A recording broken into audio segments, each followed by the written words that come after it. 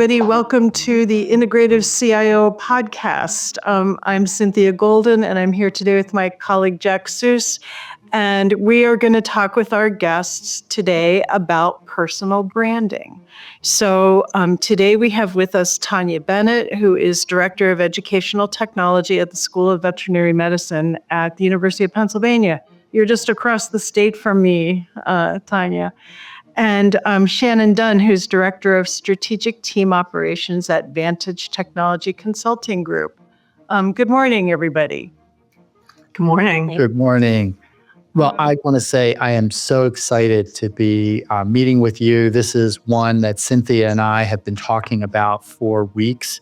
So the first question that I had is, could you talk a little bit about what it means when you say personal brand?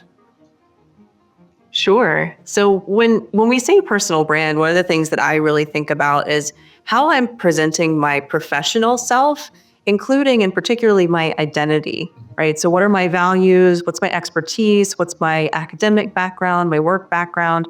And what are my areas of interest? This really requires us to spend some time reflecting on ourselves and what are our priorities? How do we want to present ourselves? I have to understand myself as well as how I want other people to perceive me. So that's really what I think about when I hear personal brand. I agree. It encompasses all of those things, and it also helps you show what makes you unique and stand out as well. So as a bit of a follow-up, how would you say that manifests in some of the work that you try to present in your own personal brand as you're moving forward? That's a great question. So my personal brand is centered on serving.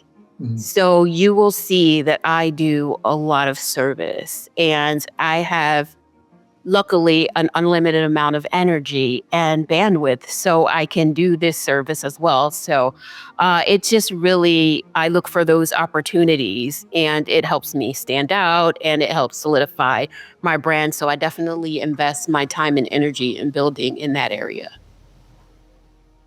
I also identify as someone who's very dedicated to service and servant leadership. And additionally, one of the things that I really think about in the way that I try to present myself is there was a time in my life when I was fully dedicated to pursuing a tenure track faculty path, and that's not where I landed. I think that worked out really well for me, but I have what I would call a squiggly career path. And I've been at times self-conscious about that, but I've tried to embrace it and really share that I think generalists and those of us with unique backgrounds, we're actually more common than we think we are.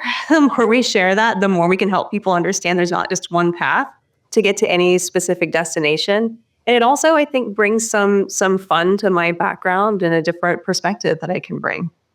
Well, thank you. Could you guys each tell us a little bit about your background? We didn't ask you that at the beginning, but it would be good to have you, introduce yourselves to our audience and talk a little bit about how you got to where you are. Shannon? Sure. So when I say I have a squiggly career path, I mean that it is extremely squiggly. When I started in undergrad, I thought I was going to be a physicist, and I shifted to art history and into anthropology. Then I pursued an anthropology advanced degree, got my PhD from Syracuse. I learned there. I was really surprised that I learned that I liked teaching. I thought I was going to be a teaching assistant just to get the financial support. And then it turned out I really loved it. So I got a certificate in higher education. Again, I thought I was going to pursue that faculty tenure track path. And it just wasn't the right fit for me for a lot of reasons. So I did some reflection, and I learned about myself that the thing that was important to me was education. So tenure track faculty often are pursuing both education, supporting instruction, as well as research. And the research, archaeology is cool, but I was really excited about education, and that landed me in instructional design and ultimately in a wider IT organization where I had the opportunity to grow and learn. I landed at Vantage Technology Consulting Group about 3 years ago after I'd explored some different career paths at the University of Florida and decided I was really curious about how a lot of different types of institutions around the country tackle things like governance, data governance, IT governance, strategic planning. And outside of moving my house and my home and my family every 2 to 3 years, there's a good way to learn about those things was to explore the consulting option. So that's how I landed here. And Tonya, When I started out in finance. So I worked for the Philadelphia Stock Exchange, which is now the NASDAQ. And I spent a lot of years in there, and I thought that I was also going to be a broker or do something big in the financial industry. But what happened was I hit a wall in my career trajectory, and they told me I needed more degrees. And so I started to look for places to get degrees, and I stumbled upon Penn, which I work for now, because I found out that there's a thing where you can work and get a degree. So I'm like, oh, this is a win-win for me. And so I started my career path at Penn, and I did development, which I found out was not for me. So I moved over to academic affairs and student life, which I loved because, again, it was a role that was service. I was helping the students get through their program.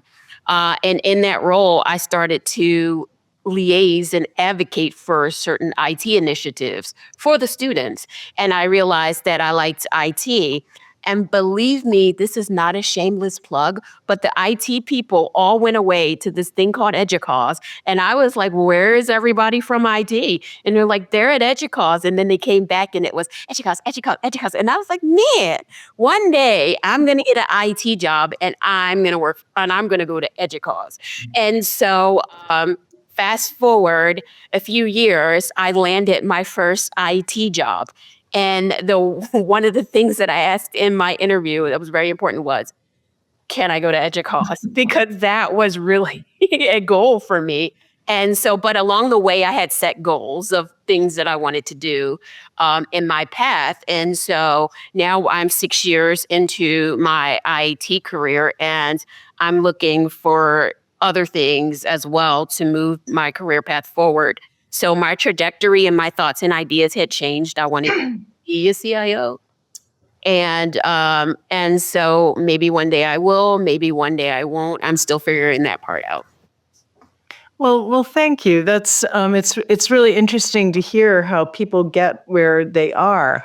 And if we come back to personal branding, you both had to kind of sell yourself into your new roles. And so I'm thinking about, is personal branding to you the same thing as your reputation, or are you thinking about this as marketing yourself? For me, personal branding and reputations, they go hand in hand, but they're not quite the same. Personal brand for me is curated. So I actually have a professional personal brand, and I actually have a not professional personal brand. So the professional personal brand is curated for the things I do in service and the speaking engagements that I participate in, and the things that I know and want to share with my network about IT and leadership and inclusivity and along those lines. And my personal brand is I'm a traveler and I love to explore. So I want to see all the sites and things. So it is very curated, and it is to show the world who I am in that area. And then my reputation is more of what people observe of me, and they do observe my brand. So showing up every day is a reputation, but it's not really a brand. So I can separate the two in that way. Yeah, I agree. They're related, but a little distinct still. So I think when we're marketing ourselves, that relies on a lot of our own actions. But when we talk about our reputation, that's how we're known, either in our local community, our professional communities. And a lot of that relies on how we've worked with folks. So that could be how we worked with folks at an institution. For me, it's how we work with our clients. But it's also, Tonya and I both have mentioned service. We're both really, really dedicated to service opportunities. It's how we work with folks through EDUCAUSE community groups and advisory committees and all those opportunities that we get. So we build a reputation for who we are and how we show up and how we help people and what our interests are through those interactions and those relationships. But I think the marketing ourselves a little more reliant on our own agency and our own actions. So I'd like to ask just a little follow-up on that, and that is that I think you're right in that reputation and brand are different, but they are interrelated in the context that if somehow your reputation isn't aligned with your brand, it's really hard to be building that brand. So in that context, if you're a difficult person to work with, but yet you're considering yourself a team player as part of your brand and sort of great at building teams, but everyone knows you as someone that's difficult to work with, it's really hard for those two to sort of overlay. And I'm curious if you would agree, or how do you try to help people understand that certain parts of your activity aren't in alignment with brand, and in a way you almost need a trusted friend who can be telling you, hey, what you're doing isn't what you're trying to be saying about yourself. Do you have ways of getting that feedback? Yeah, I think the trusted network that we surround ourselves with, and hopefully that includes our supervisors and the people around us and above us in the organization, and also the people on our teams. I hope that everybody is seeking feedback. It can be hard to give feedback. It can be hard to receive feedback. I love Kim Scott's Radical Candor for that. Don't love the title of the book. I love the book, though. I think that's a great reminder that caring about people and investing in people is giving them feedback and giving them the opportunity and the capacity to grow. But I think one of the exercises that you can do is to ask someone to look at your presence in a space, right? So look at my posts in a EDUCAUSE community group, look at my LinkedIn posts and my profile. What is your impression? From looking at that alone, what do you think my priorities and values are? What do you think my expertise is? And reflect on that. Take it at face value. Don't argue with them when you ask them to do this exercise for you. They're being helpful. And take that in and review that for alignment with what you think you're putting out, what you think you're presenting about yourself. So why is it become so important in today's workforce to be thinking about brand and reputation? I think one of the reasons is that we're really conditioned, I think, to seek connection and relationships with each other. Tonya mentioned personal brands, and I use certain platforms like Facebook and Instagram that are, I think, as closed down as I can get them, because they're where I want to share personal things about my personal life, and also just personal networks, personal relationships.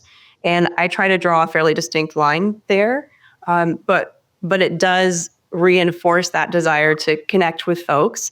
And then once you do attend something like an EDUCAUSE event or a training, then you do want to maintain those relationships. So I think then we're seeking ways to do that outside of something like email. It's not a really great way to support those relationships.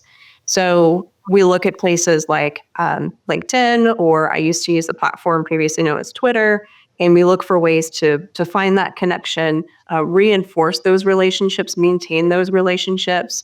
And I think that gives us the opportunity to communicate not just with those individuals, but more broadly about those relationships, about our wins and our interests and our values. And one of my favorite things about those platforms is that they can help us boost other folks and elevate and support others and sponsor people to help them build their own personal brands or professional brands, and hopefully give them some new opportunities. I agree. Totally agree with everything that you just said. And it's very important too that people, back to your other question, know that they can rebrand and reposition themselves. And it's okay to rebrand and reposition. I've rebranded so many times, and I am undergoing a new rebrand. So you just wait to see the next iteration of what my brand will become. But it's very helpful in the sense that it helps people to get opportunities. So now if I wanted to look at another career path and I want to draw in speaking engagements, I start to read the articles, I start to comment on those, and I start to connect with people in that new area, my new target area, where I want my brand to go.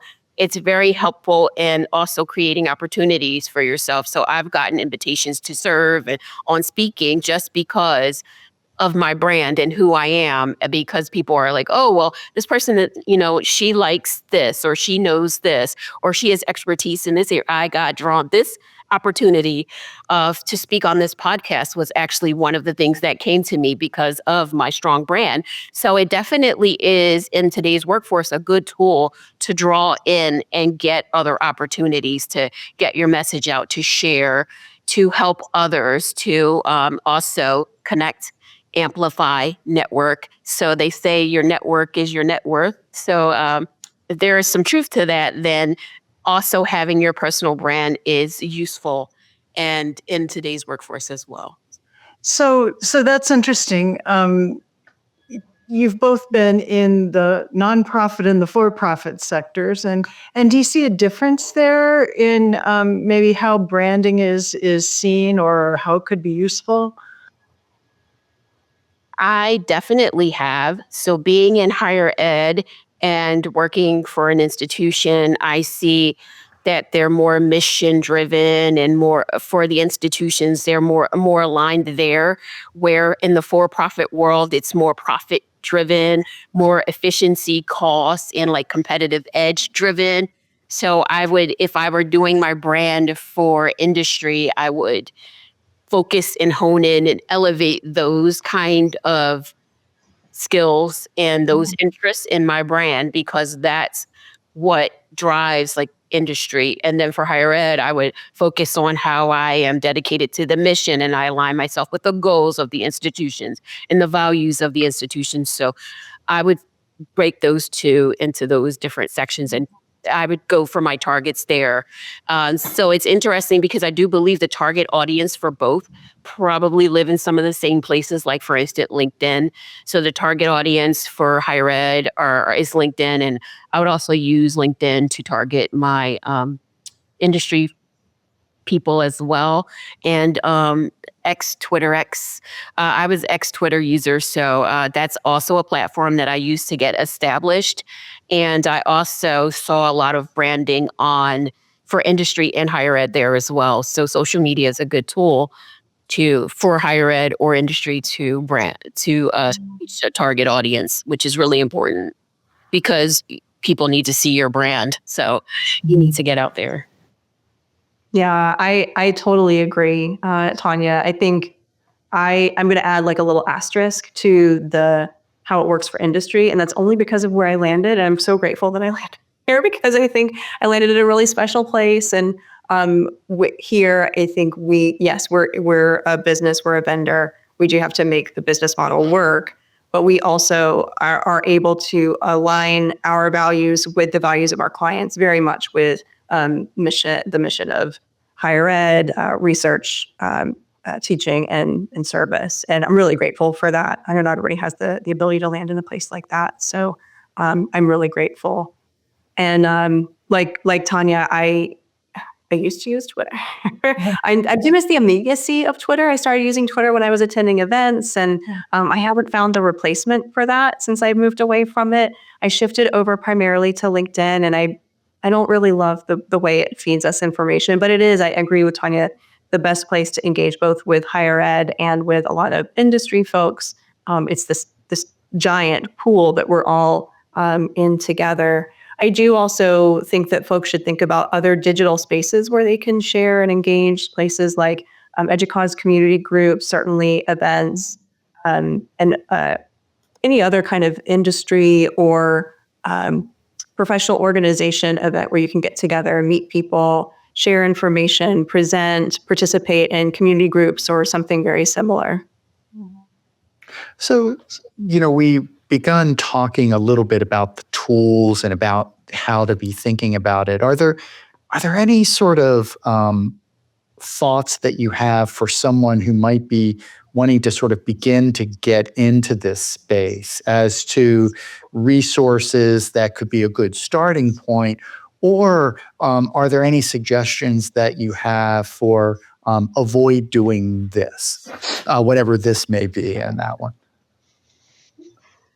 I think to get started, one of my best recommendations would be to find a few people who you think are doing this well and pay attention to what they're doing. Maybe for a few weeks, just keep a little log, make a diary, look at what they're doing. You don't want to emulate someone else. You want it to really be authentic to yourself. So if someone else posts to LinkedIn twice a week, is that the right cadence for you? I don't know. You got to feel that out. But find people who maybe have similar values, similar areas of expertise or experience, who again you think are exemplars in the space, and start to identify why you think that they're really good about it. Is it the length of their post? Is it the information that they're providing? Is it the value? Is it that they're starting a conversation with a post and they're showing how to bring people together and connect around a concept? What is it that makes you feel like they're doing it well? And start to identify some ways where you can start to explore that and test it, and don't be afraid of failure, right? So as you're building your network, particularly on LinkedIn, you might not get a lot of engagement with your posts. That's okay. Just start doing it so you feel more comfortable. It feels less intimidating for you. And the more that you practice, the more you'll learn what works and what doesn't. And from there, I think you can identify some specific priorities. Do you want to grow your connections? Do you want to grow your network? Do you want to grow engagement with your posts? Do you want to make more posts about something that's really meaningful to you? What are your priorities? So those would be my top recommendations. I agree. Those are super important, and things that I did when establishing my brand and rebranding. One thing is helpful to do is to brainstorm your brand identity. So what do you want the appearance of your brand to be? What do you want your values to be? What are your aspirations? So once you actually take some time to figure that part out, it would be very helpful. Then you can seek the inspiration of people who align with those things that you've brainstormed, right? So if you, and you can find those on social media, you can find them on LinkedIn, you can find them through the EDUCAUSE communities. You can find them in a lot of the places. So use your access to find those people, and as Shannon was saying, to follow them and see what they're doing.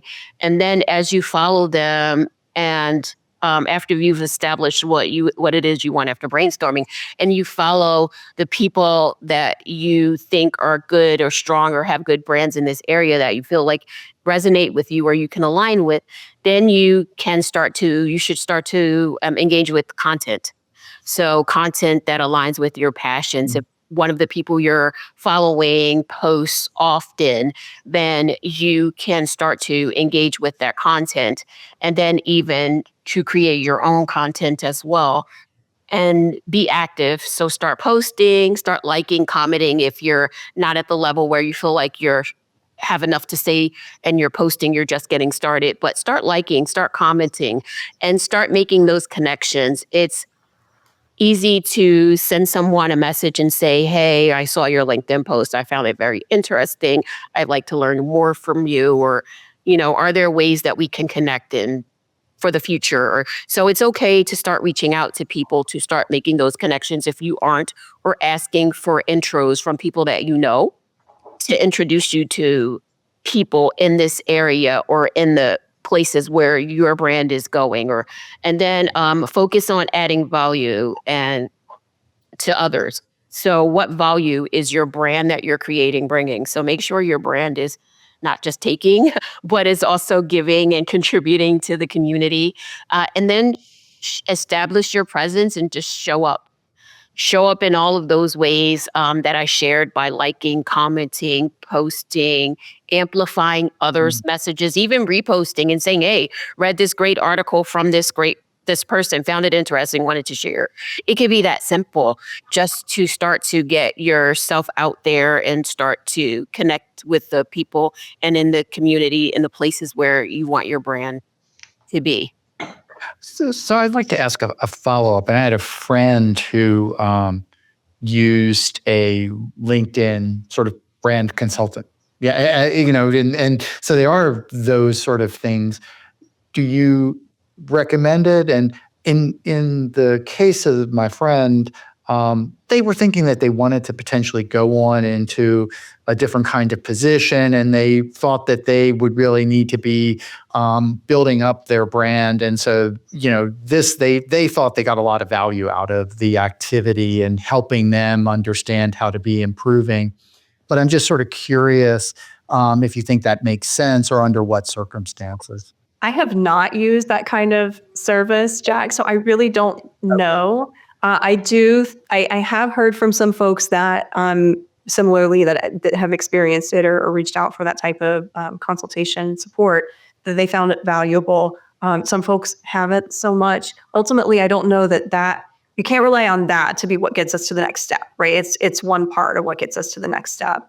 I do think that there are folks who are kind of expert users of these platforms who, if you can access those folks, whether it's through hiring a consultant or if they're in your network, that can be really helpful. So if you're looking to be a more power user of whatever platform it is that you're using, if you can find some of those folks to learn about how they're using it and some of the backend data, right? So LinkedIn provides a lot of interaction data that helps you understand what types of posting at what time of day can drive different types of engagement. So there's a lot of information like that if you want to become a power user, I think you can definitely learn that from an expert. I'm not sure about the consultant. Maybe people can share with us what their experiences have been.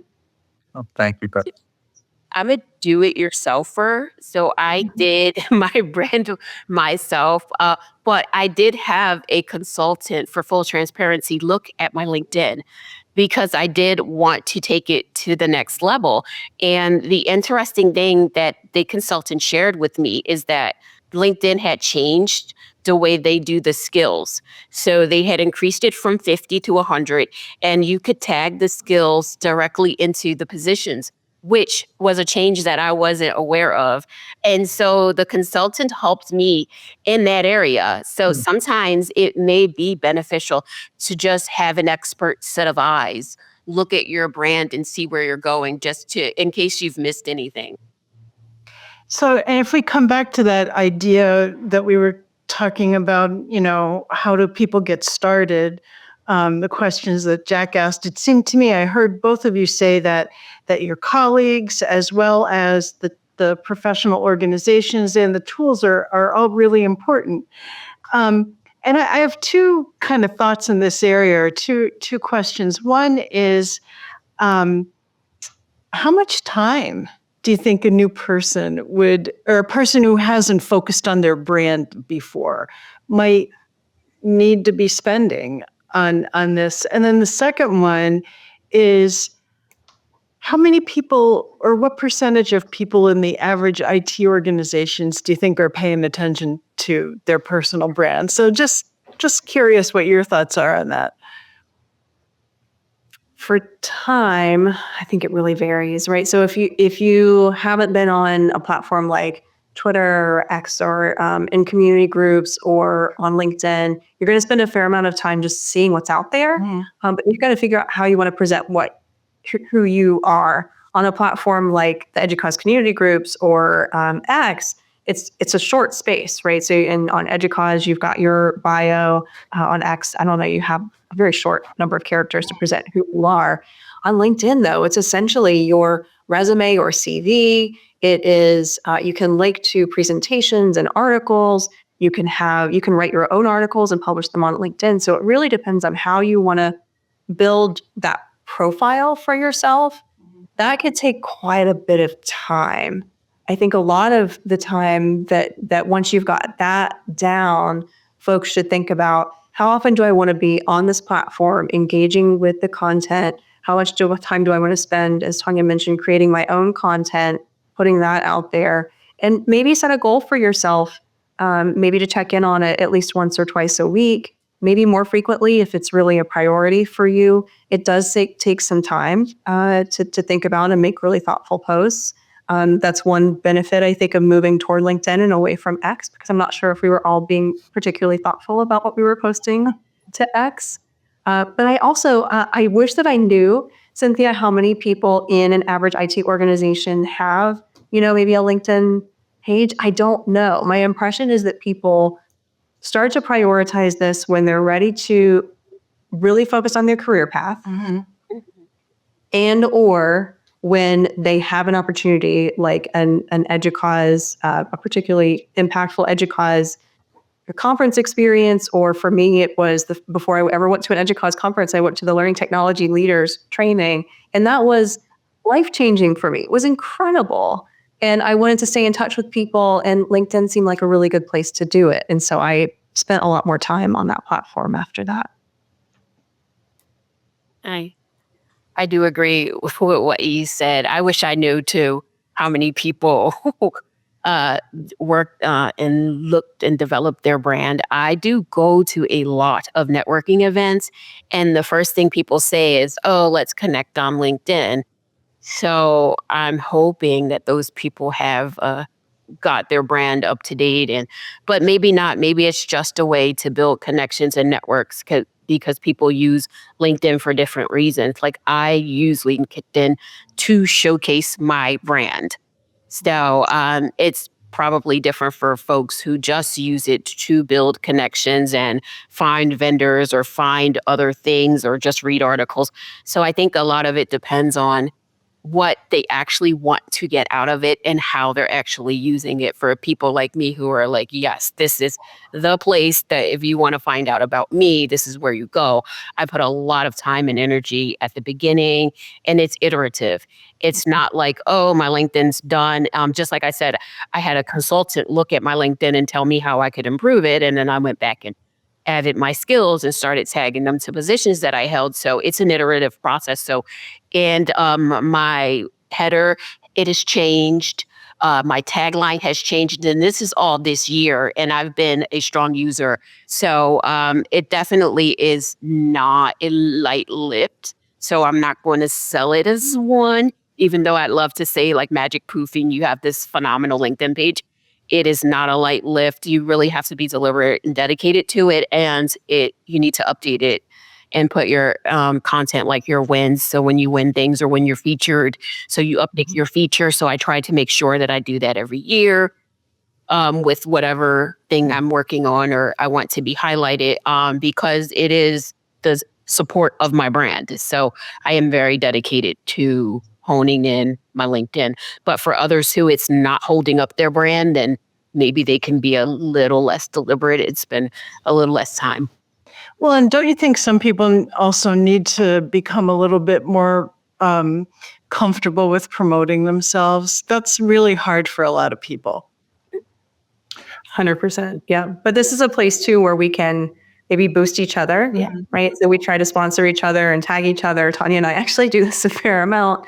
So you can interact with people's posts, but also share them forward and tag them. And when you find that someone is doing a presentation or has published something, then just find that independently and tag them and share it with your network. That helps boost then in your networking, maybe connect with some new folks. That amplification is definitely, unique in the social media sort of space of being able to take something and then have other people be able to share it and build it and see it grow. And so that's a great use case. I was going to ask a question though and I'm showing my age, I think, in asking this question, but it's around the question of connecting on LinkedIn versus calling someone up and having a conversation with that person. Because, historically, our community is one where, if someone says, hey, I'd like to talk to you, they'll take a call with you, and you can reach out and you can talk and a call is a different back and forth than let's connect in LinkedIn and follow each other. We're not really having a conversation and building a deeper relationship. We may be aware of each other. Where do you sort of think about how you're strategic in trying to build deeper connections and where you want to keep sort of lighter connections? And do you do the sort of still pick up the phone, write someone, pick up the phone, let's talk or have a video or do something? I'm just sort of curious how you think about those older school sort of ways of connecting, so to speak. Do you want to go first, Tonya? Sure. So I still do some of the older school methods of connecting. I do virtual coffees, virtual chats with people that I do meet on LinkedIn or at conferences or wherever I meet them, especially if I find out that I can help them in some way or they can help me. We can learn from each other. So I have a couple of coffees actually scheduled this week, just virtual coffees of people who are in higher ed that are technologists and who are working on some things that I'm interested in. So I do still, yes, meet with people and do calls. I think LinkedIn helps me find out where they are because it's anyone and everyone that's on there. So you can find out all the people. And if I meet someone in passing or I lose their card or something, it also helps to as a backup plan to like, oh, I went to this training by this person and I looked him up on LinkedIn and I added him on LinkedIn and I'll be bothering him about some more information later on as we go. But I honestly did. And so I think LinkedIn is now, if we want to go old school, is the phone book. You will. So it's the phone book, right? It's a directory where you can find a lot of people in a lot of areas and connect with them or look them up and make a connection. But then, yeah, you have to foster the connection if it is one that you prioritize. So, right, you can't connect with everyone for everything, but you can have knowledge of them. But if it's something or an area that you're really trying to help or serve or grow in, then yes, you do foster those connections by actually connecting. Yeah, and like you, Tonya, I spend a fair amount of time every week in those calls, in those relationship calls. I mean, Jack, we can't replace the actually talking to a human with, I think, face-to-face communication. I think there's a value to that. And we've added this value, right, where we can see each other now when we're talking. I was a person who I hated picking up the phone even to order a pizza for something about the phone was really intimidating for me. I still don't really love it. Zoom is a lot less intimidating for me. I can see the person. I can react maybe to some body language or some other indicators that I don't get over the phone. So I love that part of it. And that part of the more meaningful relationship, I don't think will ever be replaced by this networking and presentation of our brand. One of the things that I would caution people about is to really think about what you want your connections to mean on a platform like LinkedIn. So you'll get a lot of invitations and you may want to vet those. You may want to just accept all of the invitations that you get. It's up to you. I think the limit is something like 30,000 connections. But I don't, and this is a very individual preference, I don't accept every connection invitation that I get. I want to know something about the person. I want to have a reason to connect with the person.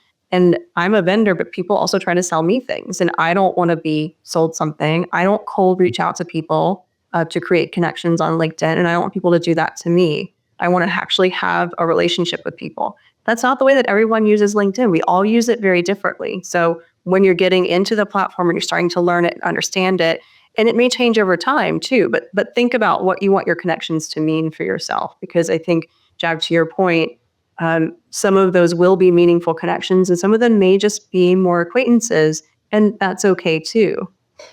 Yeah, I think for those of us who had LinkedIn accounts for a long time, sometimes it's hard to remember, how did I know that person?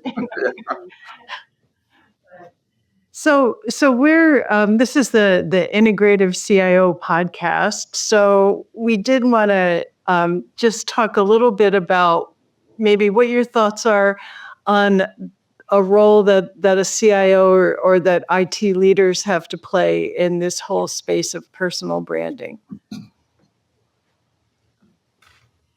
So I think CIOs can often lead by example. There are some of the folks who I was looking to on when it was Twitter, now X. There are folks who I look to in the EDUCAUSE community groups, and there are folks who I pay particular attention to what they're posting on LinkedIn because of their viewpoint for the institution as executive leaders, right? So their perspective about institutional challenges, opportunities, and news is very interesting to me. And I think that the way that as leaders in our institutions, the way that they've branded themselves, the way that they've identified their priorities, their values, where we see them being selected for opportunities, where we see them being selected for professional and service opportunities, that can be very telling about the organizations too that are selecting them. So I think there's a lot that CIOs can do in terms of how they're leading the way. A lot of it is what they're doing. But then I think, too, they can also talk with their teams about why they think this is important for their teams, for the individuals on their teams. There are some organizations that have LinkedIn accounts, too. So if that's a priority for them, maybe talking to their teams about which teams should have accounts and how they expect them to operate and behave, I think that could all be really helpful. I think CIOs can also support by investing in professional development opportunities and encouraging their employees to go to workshops and participate in brand building and management, and just to elevate and amplify their own people in their institution or other institutions. So yes, like Shannon said, lead by example. But I also think that encouragement and investment in helping your teams grow and brand themselves and show their value and what they offer and how they contribute to higher ed is very helpful. And I think it can be CIO led. I think that's such an important point. Thank you. Well, if I could just add a follow-up. I mean, one of the things that we've been thinking about is in a world where it's really talent is at a premium right now. And, you see in the corporate side, they're heavily utilizing LinkedIn for trying to find talent. It would seem that, this is part of what our community has to be doing to begin attracting talent back into higher education. And you've both talked about service, but I think one of the things that's just fabulous about the higher education experience is you're making a difference in so many people's lives day in and day out. And that kind of feel-good experience, I think, is unique sometimes in our world, and we don't talk about it enough in trying to be bringing back. So that might be one of the takeaways for myself is trying to be using LinkedIn a little bit more and trying to be talking about why I enjoy higher education. But if we could get some of our listeners to also be doing that, maybe we can be attracting more people back to higher ed. I think so, Jack. And I follow some of the accounts of some of our clients. And one of them, I won't say which institution it was, but their IT organization has their own account on LinkedIn.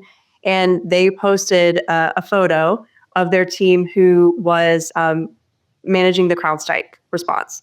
And it showed the team, probably not enjoying everything that they were doing, but, working together well and seeming to have a good time and ultimately expressing a lot of appreciation for that team and what they were doing. And I think there's a thread there to pick up on what you just shared, where if we can show that appreciation, if we can show that the team is really important, if we can boost people, express our gratitude for everything that they do, and like you said, convey the impact of our work and the value, I think that can be really meaningful in attracting people back into higher education. Well, this has been just a fabulous conversation. I have to ask for both of you, and that would be that as we build out some show notes for this podcast, I'd hope you'd share some links or some materials that you have found to be helpful for people who you might share with on how to be building your personal brand that we can be including in the show notes so that some of our listeners can take advantage of these resources and get started to be telling our collective story in higher education. So thank you. This has been wonderful. Cynthia, any closing words that you have? No, this has been great. Thank you so much.